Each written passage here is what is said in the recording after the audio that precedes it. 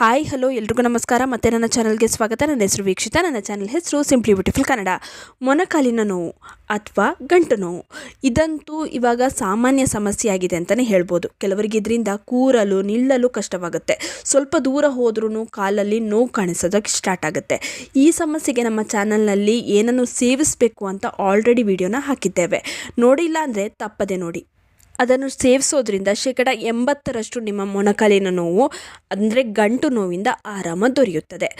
ಯಾರಿಗೆಲ್ಲ ಗಂಟಿನಲ್ಲಿ ಊತ ಇರುತ್ತೆ, ನೋವು ಊತ ಎರಡೂ ಇದ್ದರೆ ಅಥವಾ ಆರ್ಥರೈಟಿಸ್ ಇದ್ದರೆ, ಚಳಿಗಾಲದಲ್ಲಿ ಕೆಲವರಿಗೆ ಕೀಲು ನೋವು, ಮೊಣಕಾಲಿನಲ್ಲಿ ನೋವು ಕಾಣಿಸುತ್ತಲ್ವ, ಈ ರೀತಿಯ ಸಮಸ್ಯೆ ಏನಾದರೂ ಇದ್ದರೆ ಈ ಎಲ್ಲ ಸಮಸ್ಯೆಗೆ ಈ ಎಣ್ಣೆಯನ್ನು ಬಳಸಬಹುದು.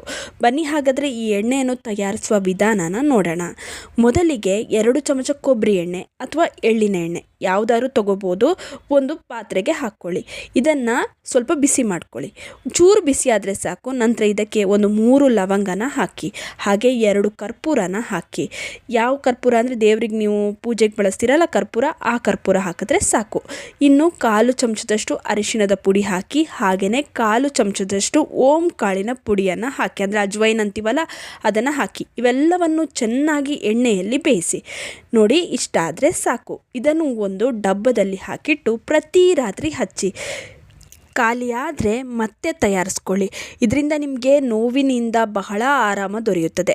ನಾವು ಹೇಳಿರುವ ಮನೆಮದ್ದಿನ ಜೊತೆಗೆ ಇದನ್ನು ಹಚ್ಚುವುದರಿಂದ ನಿಮಗೆ ನೋವಿನಿಂದ ಪರಿಹಾರ ಖಂಡಿತವಾಗಿಯೂ ದೊರೆಯುತ್ತದೆ.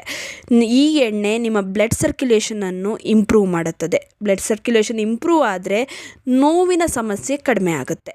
ಯಾವುದೇ ಕೆಮಿಕಲ್ ಇಲ್ಲ, ಯಾವುದೇ ಕೆಮಿಕಲನ್ನು ನಾವಿಲ್ಲಿ ಬಳಸಿಲ್ಲ. ನೋವಿನಿಂದ ಕೂಡ ಆರಾಮ ದೊರೆಯುತ್ತದೆ. ಒಮ್ಮೆ ಟ್ರೈ ಮಾಡಿ ನೋಡಿ. ಖಂಡಿತವಾಗಿಯೂ ಇದರಿಂದ ನಿಮಗೆ ಉಪಯೋಗ ಆಗುತ್ತೆ. ಒಳ್ಳೆಯ ರಿಸಲ್ಟ್ ಕೂಡ ದೊರೆಯುತ್ತದೆ. ಇನ್ನು ಈ ವಿಡಿಯೋ ನಿಮ್ಮೆಲ್ಲರಿಗೂ ಇಷ್ಟ ಆಗಿರುತ್ತೆ ಅಂತ ಅಂದ್ಕೊಂಡಿದ್ದೀನಿ. ಹೇಗೆ ಅನ್ನಿಸ್ತು ಅಂತ ಕಮೆಂಟ್ ಸೆಕ್ಷನಲ್ಲಿ ತಿಳಿಸೋದನ್ನ ಮರಿಬೇಡಿ. ಆದಷ್ಟು ಈ ವಿಡಿಯೋನ ನಿಮ್ಮ ಫ್ರೆಂಡ್ಸ್ ಹಾಗೂ ಫ್ಯಾಮಿಲಿ ಜೊತೆ ಶೇರ್ ಮಾಡ್ಕೊಳ್ಳಿ. ಹಾಗೆ ಲೈಕ್ ಮಾಡೋದನ್ನ ಮರಿಬೇಡಿ. ನಮ್ಮ ಚಾನಲನ್ನು ಸಬ್ಸ್ಕ್ರೈಬ್ ಮಾಡ್ಕೊಳ್ಳಿ. ಹಾಗೆ ಪಕ್ಕದಲ್ಲೇ ಇರುವ ಬೆಲ್ ಬಟನನ್ನು ಕ್ಲಿಕ್ ಮಾಡಿ. ಧನ್ಯವಾದಗಳು.